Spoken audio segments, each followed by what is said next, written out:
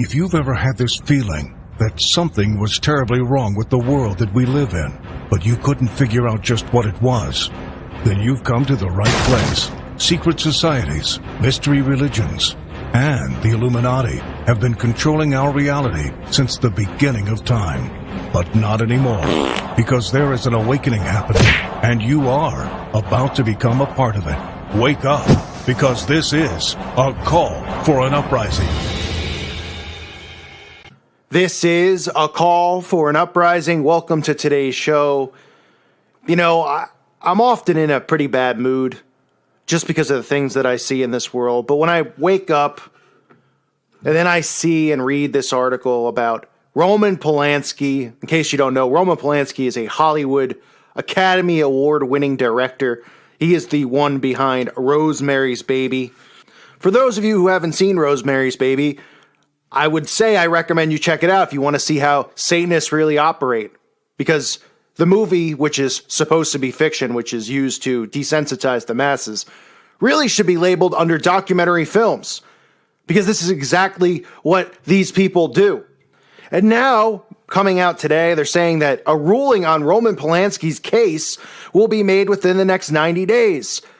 Some of you are old enough to know about this, and some of you say, well, okay, what's the big deal? Well, it's only been 40 years since Roman Polanski fled the United States of America after pleading guilty to having sex with a 13-year-old girl that he drugged up at Jack Nicholson's house. But wait, there's so much more connected to Polanski. Let's start with the fact that, not a surprise here, that he grew up in a Jewish family. His parents were Jewish. Of course, he uses the Holocaust as a sob story for him and the horrors that he went through as a child, and people buy into it.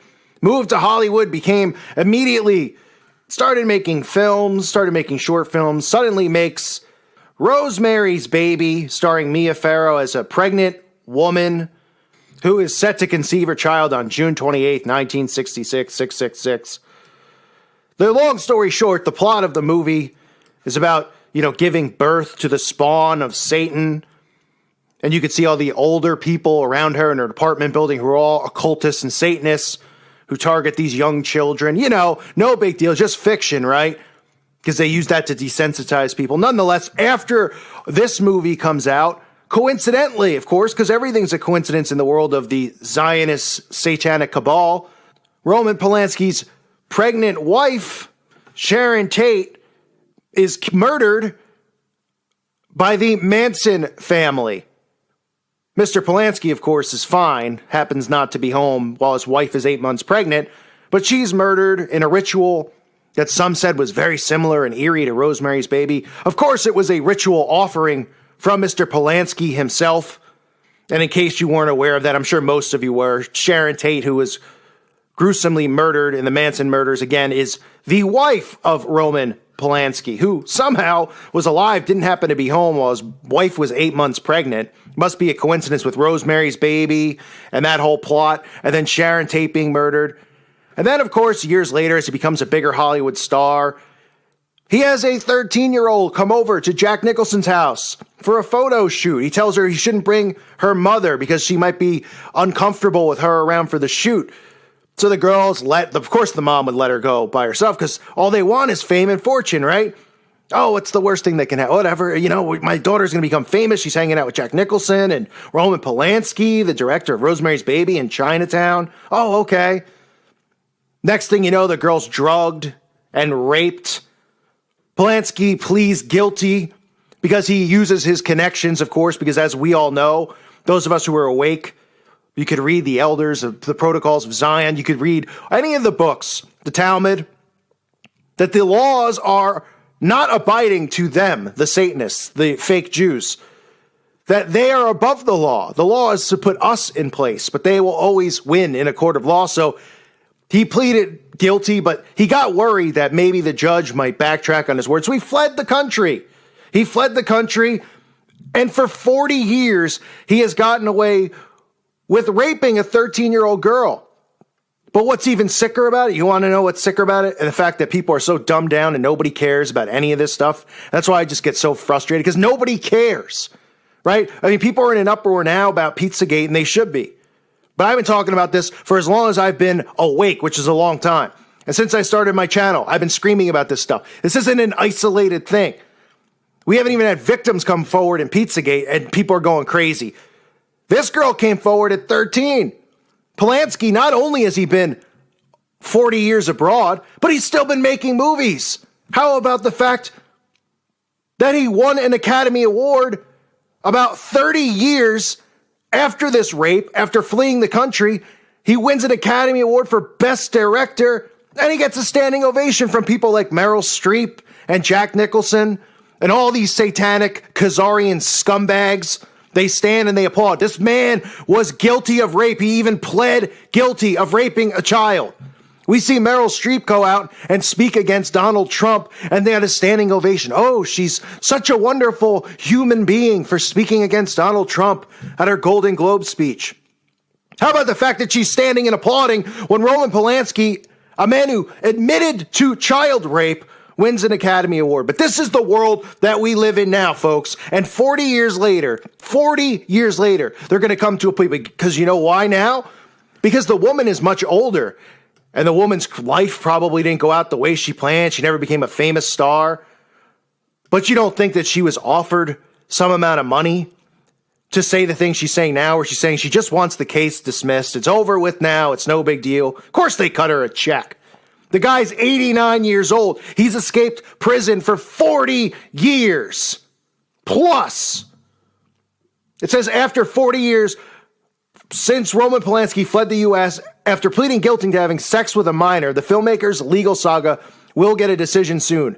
L.A. Superior Court Judge Scott Gordon is expected to rule on Polanski's case within 90 days. He's 83 and wants this case over with, said Harlan Braun, Polanski's lawyer. Mr. Polanski has made it clear publicly he regrets the crime. Oh, so he should be forgiven without having to pay any consequences for it, because now he's too old, right? Oh, he regretted it. Oh, yeah, well, there's a lot of people that commit murder, and then when they're in court and they realize they're going to spend their life in court, they regret it. But again, they're above the law, and nobody seems to care. The roots of the case dates back to 1977 when Polanski was accused of giving a 13-year-old victim champagne. A 13-year-old. And slipping her a drug before having sex with her during a photo shoot at actor Jack Nicholson's house. He was charged with a number of felonies, but prosecutors dropped those charges in a plea bargain that saw him plead guilty to unlawful sex with a minor. The original judge, Lawrence Rittenberg, who presided over the case and is now dead, first sent Polanski to a maximum security prison for 42 days. On the eve of his sentencing, Polanski fled the country after learning that the judge might not go along with the short-term jail time he expected to get in exchange for his plea. Oh, no big deal. So he just flees. Meanwhile, everybody knows where he is because he's still making Hollywood motion pictures. And not even just that. Not even did he flee and go in exile. No, he flees. He's winning Academy Awards and getting standing ovations for raping a 13-year-old. Unbelievable. It's the double standard's unreal. And we all know there's obviously a double standard. But the fact that no one cares. No one's talking about this. I've been talking about this, McMartin, all this stuff. No big deal, right? I know people are going to march for Pizzagate, for Pedogate, talking about John Podesta and Hillary Clinton. Not bringing up all of these cases, all of these things that have gone on. How our government and the CIA are behind this and protect these people. Why would Polanski, who pled guilty, not be in jail? It says since then, Polanski has successfully fought U.S. officials' efforts to arrest him in Poland and Switzerland. Yeah, okay. So they can't get him in Poland and Switzerland, get him, brought back to America, but he could win an Academy Award and direct a film. So nobody knew where he was when he was directing the movie, The Pianist, for crying out loud. Some movie about a piano player. Nobody knew where he was. They gave the movie all the awards in the world. Everyone in Hollywood stood and applauded, and nobody could read between the lines. It's unbelievable. He continued his career as a Hollywood exile in countries where he would not face having to come back here and face the criminal charges, where he was protected. It says in 2003, he was a no-show at the Academy Awards where he won an Oscar for the film The Pianist. And like I said, everybody stood. It says his lawyer is seeking the LA court to consider the 42 days Polanski spent in a California jail and about 300 days spent in custody while going through the proceedings in Switzerland and time served, meaning he would not face any more jail time in the U.S. Braun agreed Polanski would have faced a maximum of 12 months for his crime based on standards in 1970s. 12 months! 12 months for raping a 13-year-old. Are you kidding me? Are you kidding me? There are people who go to jail for 4 to 8 to 10 years for not paying taxes. 12 months for ruining a child's life. It's unbelievable. It says he sought an indiction about his client's potential sentencing from the court in order for Polanski to return to the country. So in other words, he wants to come back now that he's in his 80s. He wants to live out in California with his other, friends, his other Satanist friends. Probably perform some more rituals before he kicks the bucket. Probably perform, his going away ritual and his sacrifice ritual.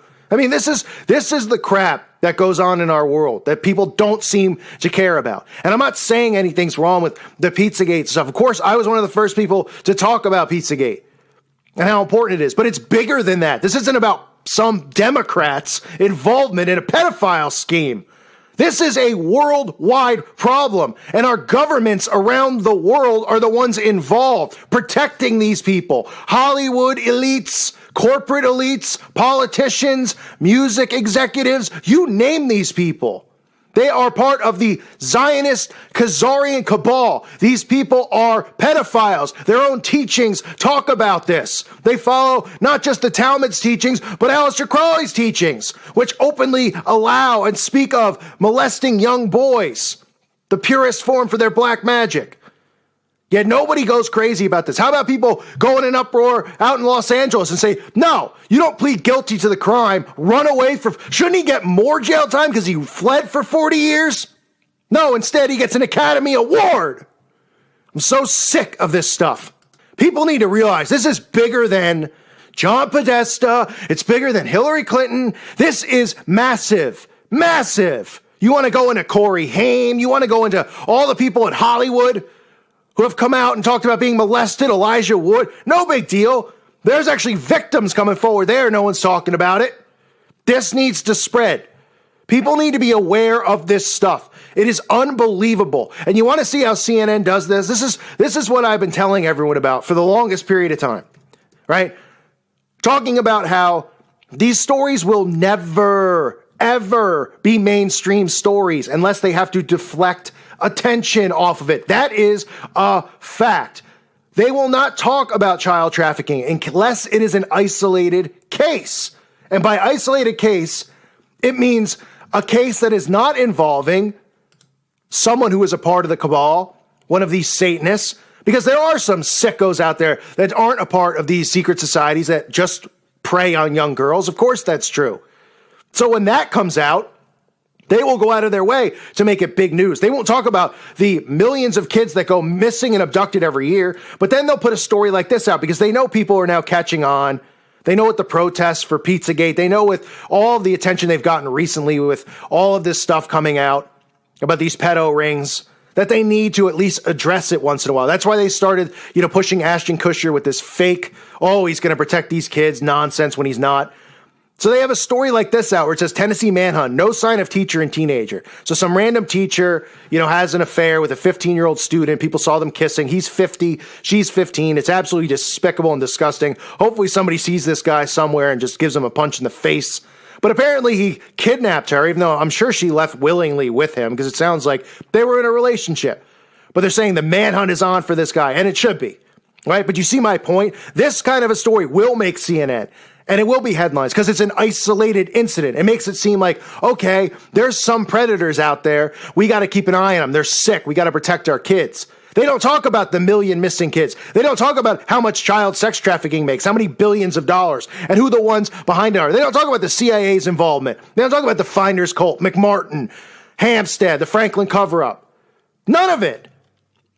Because they want the masses to believe that these are isolated incidents. And they're not. So that's why they'll put Roman Polanski's thing out there today, and they'll say, he regrets it. Poor Roman. He served his time because he was abroad for 40 years. Oh, yes, he served his time. Really? He should serve just for running away and fleeing, he should serve an extra 40 years. He should have the rest of his life behind bars. But of course, they pay the girl off. She says just drop the charges. And then the article right next to it is about a teacher kidnapping a student, even though, according to other students, they were in a relationship together. because they want you to think that these are isolated. So when you hear about these pedo things, you go, well, there are some sickos, because there are.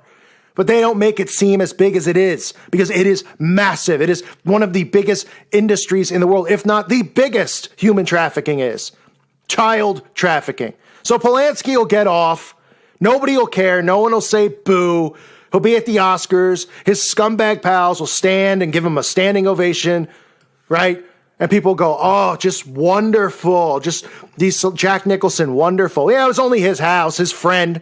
Meryl Streep just smiling ear to ear. It's because they're involved in it. I'm sick and tired of seeing these people walk free and get away with it. And people say, what's the solution? Well, I don't know the solution.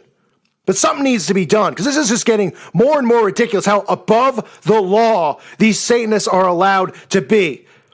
Wait until Judgment Day. Just wait, because they won't be above the law anymore. They'll be below the ground. I thank you for listening to today's show. God bless all of you and your families.